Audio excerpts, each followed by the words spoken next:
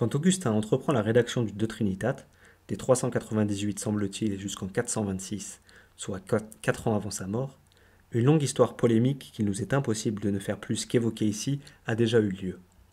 Le problème de la Trinité, c'est-à-dire d'un Dieu un et unique en 3 hypostases ou personnes, est l'un des problèmes les plus épineux posés à la compréhension naturelle. Comment concevoir clairement la singularité des personnes divines, le Père, le Fils, le Saint-Esprit, en régime de simultanéité? Comment penser l'unité de la déité en même temps que la singularité propre de chaque personne? Ce mystère inhérent à la vie même de Dieu n'est en réalité ni plus ni moins qu'une nouvelle façon de penser l'être et son déploiement. Il ne faut pas entendre le titre même d'un traité de Trinitate autrement que celui d'un traité de lettres. Un de Trinitate n'est rien d'autre qu'un traité de lettres, à ceci près que l'apport décisif de la révélation biblique est désormais pris comme facteur fondamental d'information sur la consistance de cet être dont il s'agit de penser la physiologie propre. Le problème de l'être posé à la lumière des Écritures prend un visage nouveau, dès lors que Dieu lui-même est défini comme celui qui affirme « Je suis celui qui suis » ou « Je suis celui qui est ». Jusqu'à présent, jamais aucune pensée ni aucun système de pensée n'avait défini l'être de cette façon. L'être est couramment considéré comme ce qui est ou ce qui est véritablement, cf. l'ontos, on de Platon. Pendant que la circulation interne de son essence et de sa vie, d'où dépend la possibilité d'une relation de l'être à l'homme, demeure impensée. Mais le célèbre texte de l'Exode laisse voir une dimension nouvelle de la pensée de l'être qui, bien que plus ancienne que le commencement grec de la philosophie, porte déjà en elle des richesses qui la rendent étonnamment plus neuve. Si l'être est effectivement celui qui est, sa dimension est personnelle. Cet établissement de la divinité dans le sens de la personnalité prend ainsi en considération une dimension fondamentale de notre réalité, à savoir la relation de l'homme à l'être lui-même. Car si l'homme, qui est une personne, est capable de relation à cet être qui par définition le dépasse et l'embrasse, l'être lui-même, dont la prédominance est avérée, ne peut être moins que celui à qui il se révèle. Bref, ne peut pas ne pas être une personne. D'autre part, si l'être est celui qui dit « je suis celui qui suis », il est alors la relation à soi qui se dit à soi-même ce qu'il est, il tient en soi une conscience de soi. La thématique fondamentale du Verbe de Dieu, en Dieu, est ainsi déjà précomprise dans cette autodéfinition de la divinité par elle-même. Dieu est celui qui se dit éternellement à lui-même ce qu'il est. Il se le dit et le dit par sa parole. C'est cette parole qui est appelée Fils, et à propos de laquelle le prologue de saint Jean, en liaison directe avec ce passage de l'Exode, qui le précède pourtant de tant de siècles, affirme « Au commencement était le Verbe, et le Verbe était auprès de Dieu, et le Verbe était Dieu ». Le Verbe de Dieu ne doit pas être pensé selon ce que nos naïvetés voient et comprennent du Verbe humain. Dieu est en lui-même fécond. Il est la fécondité même qui lui fait émaner l'image parfaite de sa propre essence. Mais pourquoi Dieu aurait-il besoin d'engendrer un autre lui-même? Il n'engendre pas seulement un alter ego, mais manifeste de cette façon, c'est-à-dire en engendrant, la richesse d'amour fécond qu'il vit en lui-même.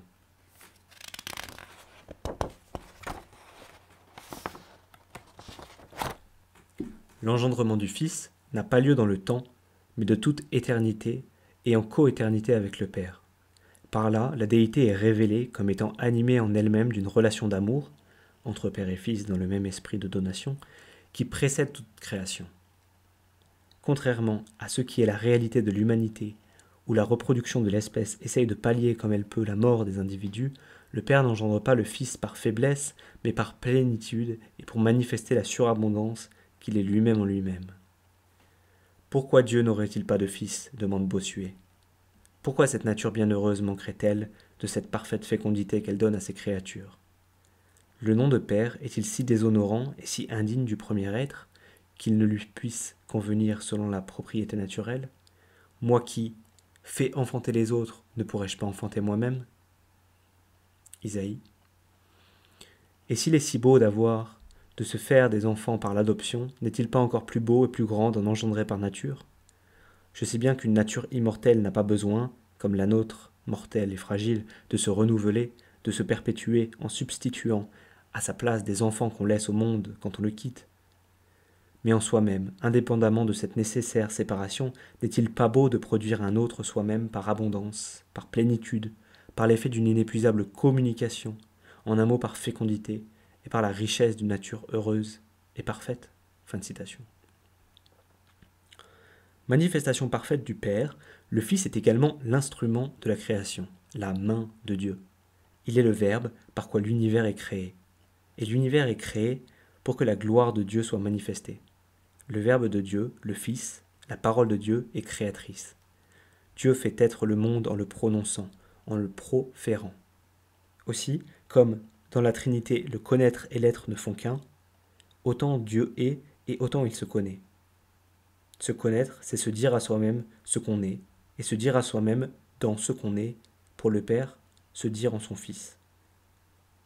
Cet aspect fondamental de la vie de Dieu, à savoir le se ipsum dicens, montre comment le Père engendre son Fils unique, c'est-à-dire la complète et parfaite ressemblance du Fils avec le Père, en dehors de toute temporalité. Le Fils est la pleine manifestation du Père, car Dieu, qui est Père et Fils, se dit éternellement à lui-même ce qu'il est, et se pense éternellement lui-même comme ce qu'il est. Sinon sa connaissance serait, à un moment ou à un autre, imparfaite, ce qui est impossible. Entre le Père et son Verbe, nul écart de temps ne vient interférer, comme dans la parole humaine, entre l'être, la pensée et sa formulation. Nulle impuissance également. La parole de Dieu fait être ce qu'elle prononce. En Dieu l'être, le connaître et la parole ne font qu'un. Le Verbe est ce en quoi Dieu fait être ce qu'il veut faire être. Le Verbe est en quelque sorte l'organe de la manifestation. Ainsi, quand Dieu veut manifester quelque chose, par exemple le monde, il profère. Créer la lumière, c'est pour Dieu prononcer « que la lumière soit », et la lumière fut, en effet. Cette création, cet acte créateur qui se trouve par définition dans le domaine de l'incréé, n'a pas lieu selon les mêmes critères que la parole que nous connaissons, autrement dit, dans la sonorité ou la successivité. La parole créatrice n'est pas audible en elle-même, et si l'acte créateur a lieu d'un seul coup, c'est du moins sans fracas. La création achevée, soutenue dans l'être par le Verbe de Dieu, puisque les choses ne sont vivantes que pour autant qu'elles se tiennent en lui et participent de sa propre vie, dit dans le silence la présence du Verbe qui préside à son maintien dans l'existence. Le Verbe situant son divin agir par-delà ou en deçà du créé, sa voix ne s'entend que dans un cœur qui fait silence. La demeure du monde n'est pas du monde. La sonorité de l'être n'est pas accessible comme un bavardage. Le message, l'envoi propre à la parole est omniprésent autour de nous, mais ne s'entend pas comme une voix humaine. Si les cieux proclament la gloire de Dieu, si le firmament raconte l'ouvrage de ses mains, l'œuvre du Verbe, si le jour au jour en livre le récit, et la nuit à la nuit en donne connaissance, néanmoins, pas de paroles dans ce récit, pas de voix qui s'entendent. Mais sur toute la terre en paraît le message et la nouvelle, aux limites du monde. Le Père se conçoit, et en se concevant il conçoit un Fils. Dieu donc conçoit en lui-même. Il porte en lui-même son fruit, qui lui est coéternel. Dieu et sa parole sont un, et leur égalité est totale. Supposer que Dieu ne se dirait pas parfaitement à lui-même ce qu'il est, c'est en quelque sorte supposer que Dieu articule mal sa pensée ou sa parole en se concevant et en concevant. La conception du Fils engendré, si elle n'aboutissait pas à une parfaite ressemblance, laisserait entendre la présence d'un défaut dans la déité, une parole ou une conscience de soi imparfaite, une sorte de bégaiement. C'est pourquoi Augustin souligne la stricte égalité des personnes, car le Père ne se dirait pas lui-même entièrement et parfaitement s'il y avait dans son Verbe moins ou plus qu'en lui-même. Le statut du Fils est paradoxal mais clair. Il reçoit son être du Père, ce qui tend à faire croire à une certaine inégalité. Mais il reçoit tout du Père, ce qui fait disparaître cette inégalité supposée. Le Père et le Fils sont en relation de stricte égalité, à ceci près que c'est le Père qui engendre et le Fils qui est engendré. L'engendré se tenant comme parfaite image du Père, on ne saurait supposer la moindre infériorité du Fils par rapport au Père. Et quiconque est sorti de Dieu et de sa substance, écrit Bossuet, en sort nécessairement avec une même éternité, une même vie, une même majesté. Fin de citation. Ainsi, à la lumière du texte biblique et des nouveaux éléments de richesse qu'il communique à la pensée, le problème de l'être est posé de telle façon que la vie divine apparaît comme la communion du Père et du Fils. Dieu est celui qui est Père et Fils, celui qui se dit éternellement à lui-même ce qu'il est, mais il est également, et plus profondément encore, celui qui fait procéder l'amour à partir de cet engendrement permanent de lui-même en lui-même. L'amour par lequel le Père s'aime lui-même et son Fils en son Fils, c'est l'Esprit Saint qui procède de cette union et de cette communion parfaite. L'Esprit procède du Père et du Fils. Père, Fils et Esprit échangent mutuellement leur essence au sein d'une trinité amoureuse qui exprime la plénitude de la vie du Dieu, un et unique. Mais l'Esprit a également une autre dimension. Dieu est celui qui se dit ce qu'il est, mais aussi celui qui dit, par conséquent à quelqu'un, qu'il se dit à lui-même son bonheur d'être en son Fils et de se plaire en cette communion dans l'Esprit. Si l'Esprit préexiste bien évidemment, et au même titre que le Fils à toute création, il est néanmoins la personne divine à qui on peut attribuer, par appropriation, la révélation de la manifestation du Père en son Fils. L'Esprit Saint a pour rôle la transmission de l'essence donatrice de Dieu, quand le Fils a pour rôle d'être le corrélat de cette donation. L'Esprit Saint est la révélation que Dieu est manifestation, dans le Fils, tout son propre bonheur. Cet esprit procède du Père et du Fils. Or, procession signifie étymologiquement s'avancer, aller au-devant. La procession du Saint-Esprit est l'attestation de la déité comme volonté de se faire partager et de se donner. Il est le don du don qu'est Dieu. Ce don est gratuit. Il n'est pas résultat d'un engendrement, mais d'une procession. Sans doute le Saint-Esprit sort du Père, mais sous forme de don, non de naissance. C'est par l'Esprit Saint que quelque chose de Dieu est gratuitement, c'est-à-dire sans cause, révélé à l'homme. La révélation de Dieu à l'homme est en quelque sorte la mission de l'Esprit. L'Esprit Saint, personnification de l'amour et du don de Dieu, dit la condition de possibilité d'une relation de l'humaine faiblesse à la perfection divine. L'être apparaît ainsi comme la stricte unité d'une trinité de personnes. Il apparaît comme uni-trinité. Et c'est bien la Trinité que nous cherchons, dit Augustin, quand nous cherchons Dieu. Fin de citation. L'identification de l'être et de la Trinité est donc entière. La beauté de cette vie trinitaire, toute de communion et d'amour au point que ni la souveraineté des personnes, car on ne peut aimer que dans la liberté, ni leur unité, car on ne peut aimer dans la division, ne peuvent être écartées. Cette beauté et cet équilibre a pourtant lieu dans un intense paradoxe, ce qui pour Augustin est une preuve supplémentaire contre ceux qui entendent nier l'origine non anthropomorphe d'une telle révélation et veulent le réduire à une production humaine. Le Père est Dieu, le Fils est Dieu, le Saint-Esprit est Dieu, et cependant, il n'y a pas trois dieux, mais un seul Dieu. Augustin ne cache pas la difficulté à se rendre intellectuellement maître d'une notion si ample et si bouleversante que pour le sens commun, d'autant plus bouleversante que le chemin qui y mène, s'il est éveillé par la révélation, n'en possède pas moins sa rigueur rationnelle, mais il n'y a pas d'autre moyen de concevoir l'être comme amour. Que l'être soit amour nous est révélé, premièrement, par le livre de la nature et de notre nature, puisque toutes les choses proclament qu'elles sont finies et qu'elles ont été créées, y compris l'âme qui voit sa propre finitude, et puisqu'un acte de création de la part d'un Dieu infini et parfaitement heureux en soi-même, d'un Dieu qui n'a nullement besoin de cette création pour sa propre béatitude, est une insigne preuve d'amour. La nature apparaît ainsi comme un spectacle de bonté. Deuxièmement, par le livre lui-même, l'Écriture sainte, où le Christ, de condition divine, apparaît comme prenant sur lui la condition d'esclave.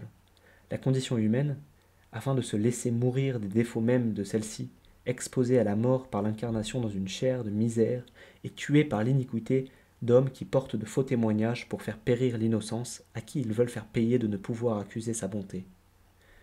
Ce procès que Dieu s'impose dans le Fils montre la puissance d'acceptation d'un amour sans réserve et d'une perfection abaissant sa grandeur à se faire proximité pour un monde pécheur.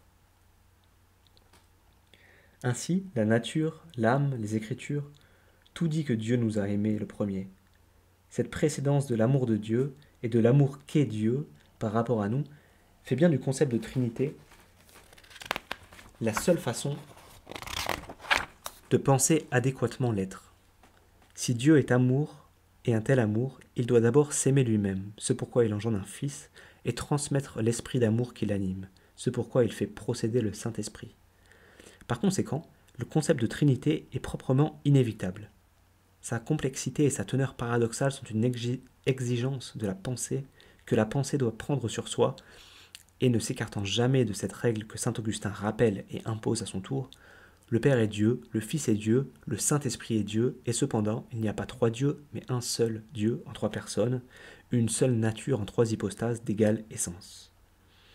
Dès lors, la quête d'une pensée de la Trinité, nous dit saint Augustin, est la recherche à la fois la plus dure et la plus formatrice pour l'âme, car la Trinité est paradoxe suprême pour l'esprit humain, qui n'a pas l'habitude d'être exposé à une tension telle qu'il lui faille tenir simultanément l'unité de nature et l'individualité toute puissante de chaque personne divine, mais aussi initiation à la véritable relation amoureuse où l'âme pourra enfin vivre les prémices de la vie de Dieu.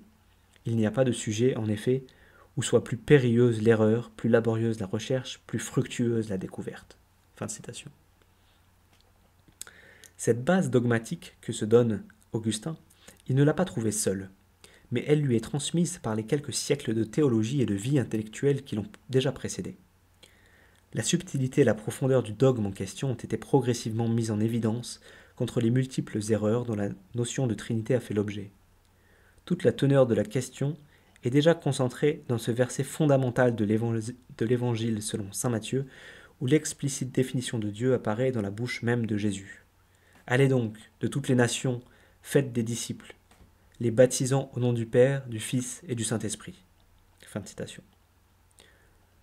Le paradoxe trinitaire est ici pleinement manifesté, puisque la triple nomination s'adjoint néanmoins une expression au singulier, in nomine, au nom. Dans ce verset conclusif du premier évangile apparaît donc toute la teneur de ce monothéisme paradoxal qu'est le christianisme.